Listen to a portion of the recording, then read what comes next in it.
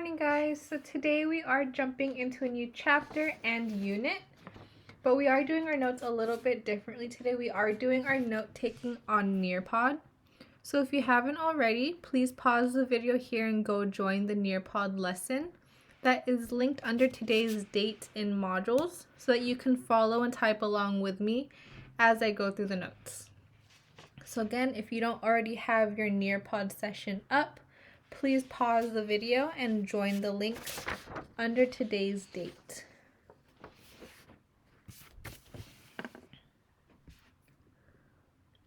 Alright guys, like I said, we are jumping into section 3.1, which is all about functions, where we will be learning what functions are and how to determine whether something is a function or not a function. So we'll start off with some vocab. And the vocab that we are going to be looking at today is relation, function, domain, and range. Some of these words you may have heard before and may sound a little familiar. We are going to be kind of going over what they are and how they kind of relate to each other. All right, so let us start off with some vocab. Again, you can be making this text box and typing along with me as I go through the vocab. So first we have a relation, which pairs inputs with outputs. And a relation is often given as ordered pairs, which also may sound familiar. We may have seen that when we've been looking at graphs or coordinate planes in earlier math levels. So when a relation is given as an ordered pair, that means that the x coordinates are considered inputs and the y coordinates are considered outputs.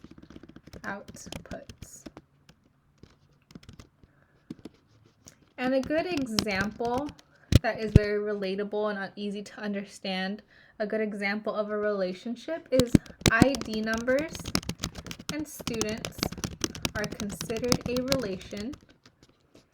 And the reason for that is because every student is paired with an ID number. So students would be the outputs and they are paired with an ID number, which would be considered the outputs. All right. So now that we know what a relation is, we can go ahead and define a function. So a function is really just a specific relation that pairs every input with exactly one output. And when we look at determining functions, a little tip is that you do not need to look at the y values to determine a function. So again, a function means that every input is only paired with one output. In other words, every x value only has one y value. So the reason we don't even need to look at the y values is because if we see that an x value is repeated, we can automatically conclude that that is not a function. All right, we'll go ahead and have a little bit of practice with that idea in the coming slides. Lastly, we have this idea of domain and range, where domain is the set of all possible inputs or x values. And I think it is easy to conclude that the range would then be the set of all possible outputs or the y values. Before moving on with the video, please go ahead and circle your understanding of the slide on a scale of 1 to 5, 5 being you understand everything on the slide, 1 being you need to spend some time looking over these definitions. Now throughout this section, you will be asked if something is a function by 5 different things. And what those 5 things are is an equation, a graph, an input-output table, words, meaning like a sentence or a situation, or a set of ordered pairs. And what this means, you guys, is by looking at an equation, by looking at a graph or an input-output table or a set of words or a set of ordered pairs, looking at any of these things, you will be able to determine whether you are looking at a function or not. So we will be getting practice throughout this section and the coming sections, looking at these 5 things and practicing determining whether it is a function that is being represented or not. We will get some practice with a few of these today, actually. Again, before moving on, please circle your understanding of the slide. This will be on every slide, so please keep an eye out for that. So now we can go ahead and practice. Tell whether the following relations are functions, and here we are looking at input-output tables. Now before looking at these input-output tables, I do want to remind us of that tip that we had when determining functions. Is remember that we do not need to look at the y, look at y values to determine a function. That means, guys, that we only need to look at our x values, meaning our input top row. So I'm going to go ahead and kind of highlight my x values and see if there's any that repeat. So I have an 8 here. Let's use this color, green. So look, I have an 8, I have a 4, I have a 2. So far we're good. No x values have been repeated. But let's keep looking. We have another 4. So that means our input 4 has been repeated. I can now stop here and conclude immediately that this is not a function because the input 4 goes to 2 different outputs. So I'm going to conclude that this is not a function because the input 4 has 2 outputs, -2 and 2. We're going to do the same thing with this table down here. We're only going to look at our x values. Again, wanting to see if there's any x values that repeat. So we have a 0, a 2, 4, 6, and 8. Notice none of our x values were repeated, meaning that every input or every x value went to exactly 1 output or 1 y value. So this is a function because every input has 1 output.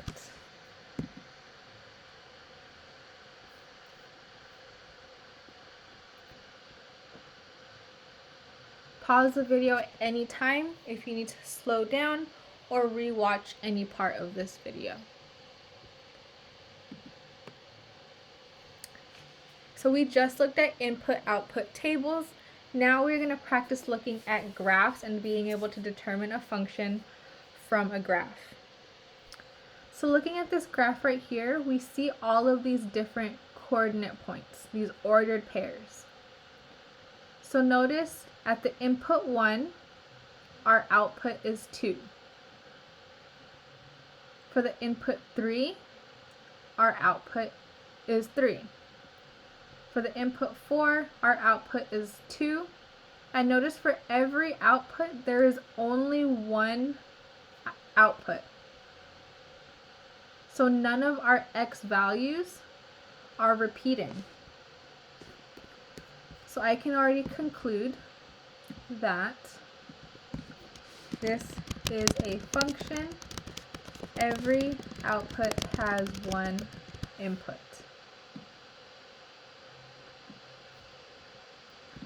On the other hand, let's go ahead and look at this graph in number 4. Notice that for our input 1, or our x value 1, it goes to an output of 3 and it goes to an output of 5. So that what that looks like in terms of numbers and maybe writing out the coordinate pairs is that would mean that 1 would go to 3 and 1 would also go to 5. If this is our x values and this is our y's,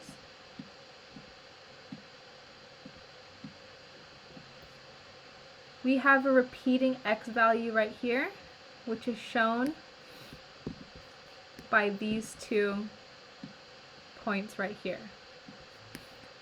So because we have an x value that has repeated itself, we can conclude that this is not a function. The input 1 has 2 outputs, 3 and 5.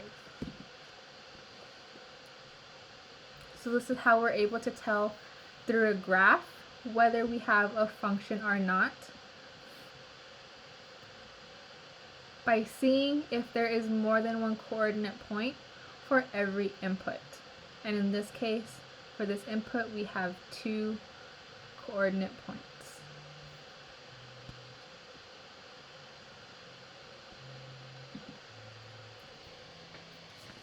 Perfect. We are going to look at another input-output table, and it's going to be kind of formatted a little bit differently.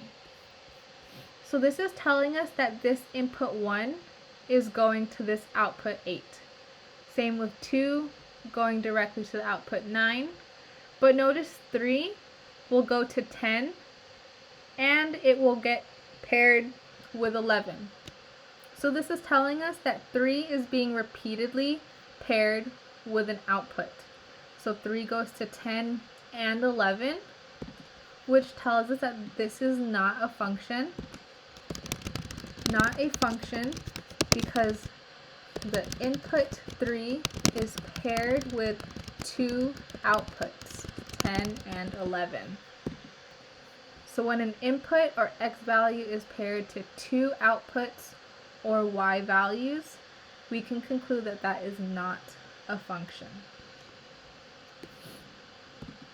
Similarly, we can look, or not similarly, but let's look at number 6, which is telling us that the input -1 goes to 4, 3 goes to 15, but 11 also goes to 15. So don't let this confuse you guys.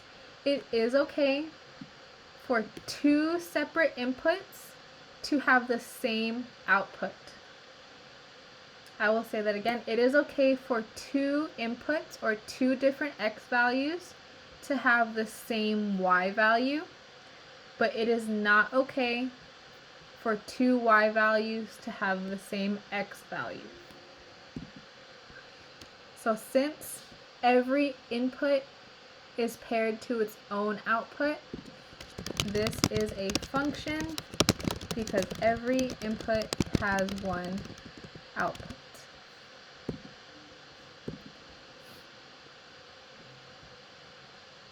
Perfect. Let's move on to some more examples. Here we are looking at a set of ordered pairs. And when we look at a set of ordered pairs, we can still keep that tip in mind of only looking at our x values. So in an ordered pair, our x value is going to be the number on the left side. So I'm going to circle or underline my x values, making sure none of them repeat. So I have a 3, a 2, a 7, an 8, and a -3. So since none of my x values repeat, this can be considered a function because no x value is repeated. simple as that. We are only looking at our x values to determine whether this set of ordered pairs or this relation is a function. We can even do the same thing for number 8, looking only at our x values to see if any repeat or not. So I have an 8, and already I have another 8. So I can already conclude right away that this is not a function.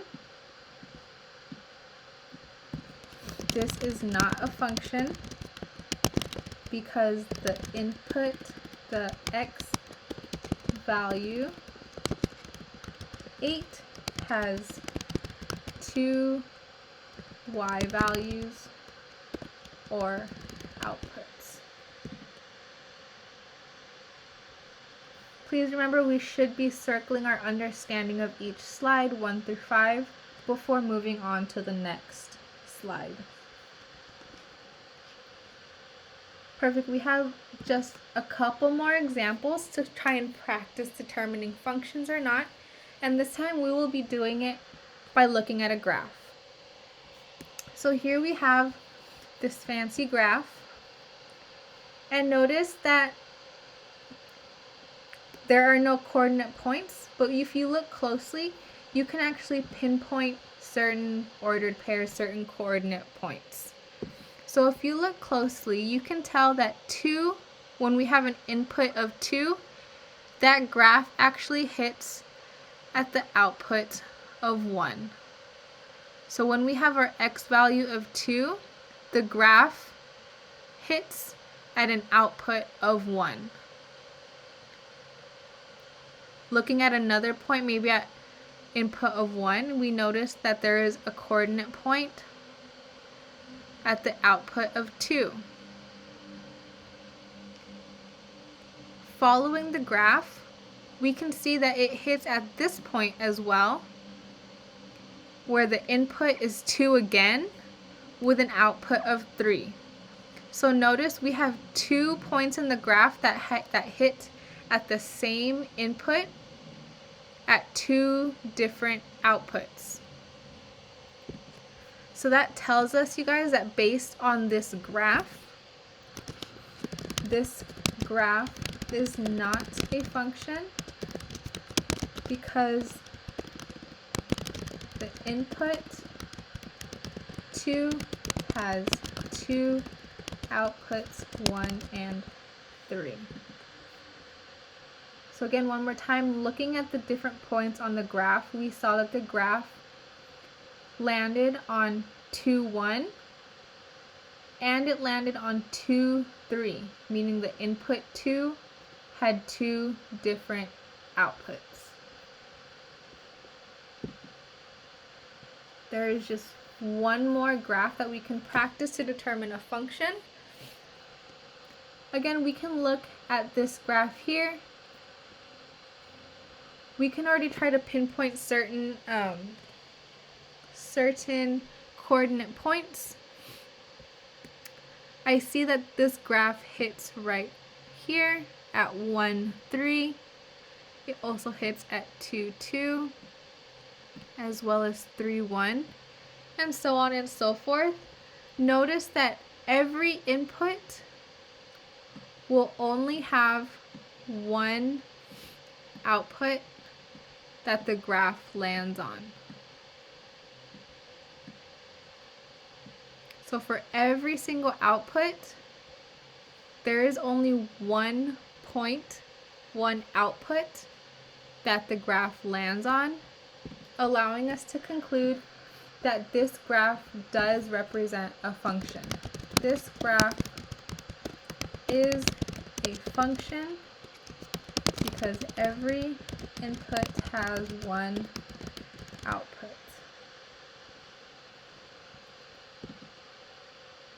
So we have now looked at output-input tables, we've looked at graphs, we've looked at a set of coordinate pairs or ordered pairs, and we've been able to identify whether we're looking at a function or not.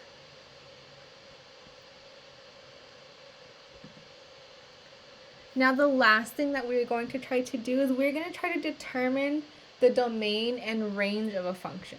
So we now have what we can for sure say is a function, we now want to describe the domain and range of a function. And there are going to be what we call discrete cases and continuous cases. So let's look at the domain and range of this function, or of this graph. So remember, the domain is the set of all possible inputs that are represented in that graph. So if we notice here, this graph is only going from this input to this input. It does not go beyond those x values. So this x value is -1. So I'm going to go ahead and notate that D for domain, just to be quick. D for domain, I'm going to say that it's going to go from -1,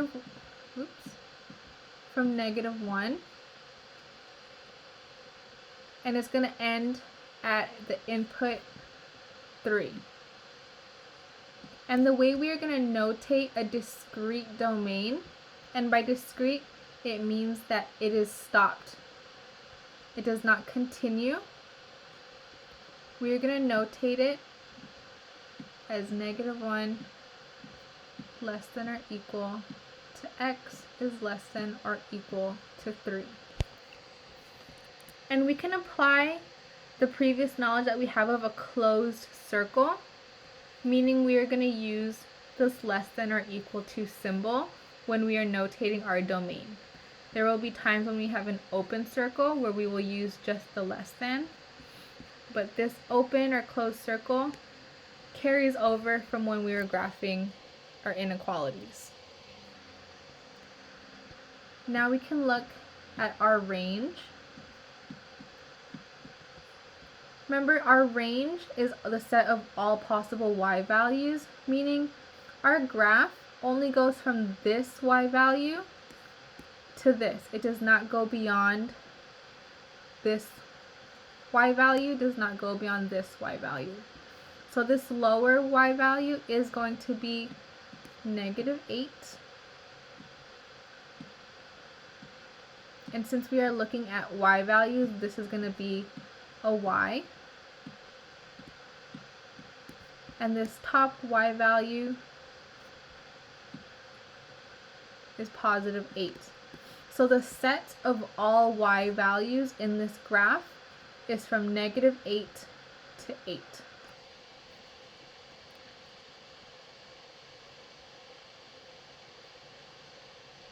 Just a few more examples to get through.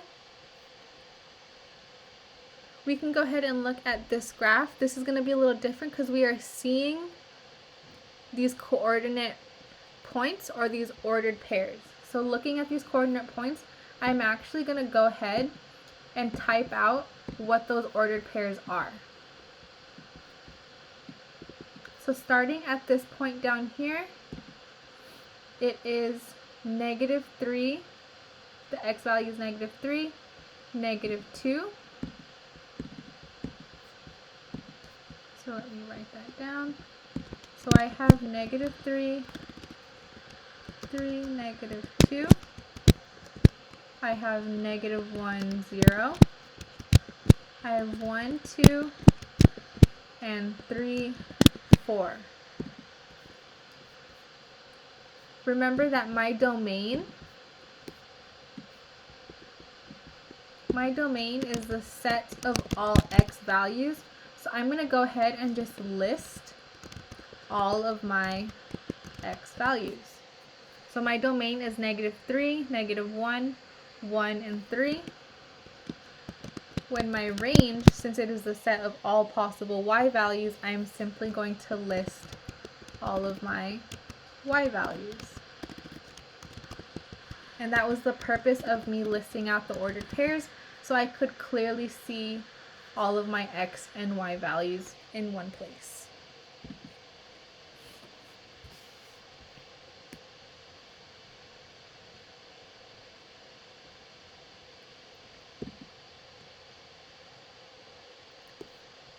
Looking at example number 3, again, this is the same graph we just saw when we were identifying functions. But let's go ahead and look at this graph. This graph is what we're going to call a continuous graph, meaning our domain and range will be a continuous case of domain and range. So let's go ahead and start with the domain. So for domain, I'm not sure why I decided to write this word, but domain. Notice we want the whole set of possible x values. Remember when we were graphing inequalities and we put an arrow on our graph? That arrow indicated that the graph will go on forever and ever and ever. So this line right here is going to go beyond my axis, meaning it's going to go on forever and ever and ever and ever following my mouse, meaning it's still going to include all of these x values over here forever and ever and ever to what we call negative infinity. So I'm going to go ahead and draw my negative infinity sign, meaning that my x values will go forever until all of the negative numbers is less than or equal to. And the same thing will go on the right side. This line will continue forever and ever and ever and ever in the positive direction, meaning it will go on to reach all the numbers towards infinity. Alright, and the range is going to be a similar story, but it has a little bit of a different situation happening, just because if we notice, our graph starts at a y value of 1. So it's not going to go for negative infinity down here, but we know for sure that it does start at a y value of 1. So we can say that our range goes from 1, and just like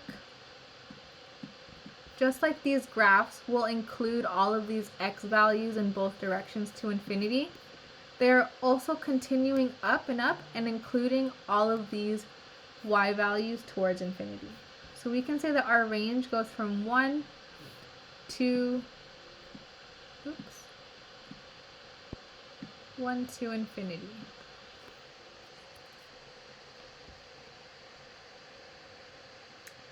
And looking at our very last example, again, we have seen this graph before. We want to determine our domain, which is the set of all possible x values. So notice how our graph starts at an input or an x value of 1. That means that we can say that our domain will start at 1. So the first x value we have in our graph is at a 1. And notice again, we have our arrows, meaning this graph will continue forever and ever and ever, meaning that it will cover all of the x values forever. So the set of all x values will go from 1 to infinity because the graph goes on forever.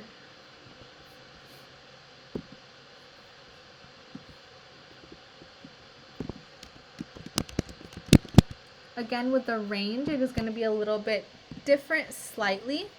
And the reason that is there is no starting point for our range. This graph just shows us that, again, this will go on forever and ever, not only covering all of these x values, but going up and covering all of the y values to infinity. And this side will continue to cover all of the y values to negative infinity.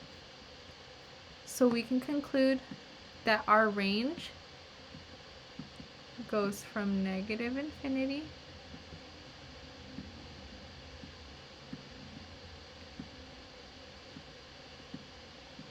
to positive infinity.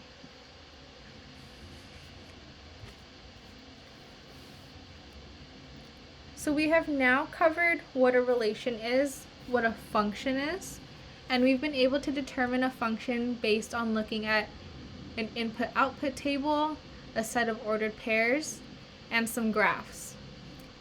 And now we've been able to determine the domain and range of a function looking at a graph.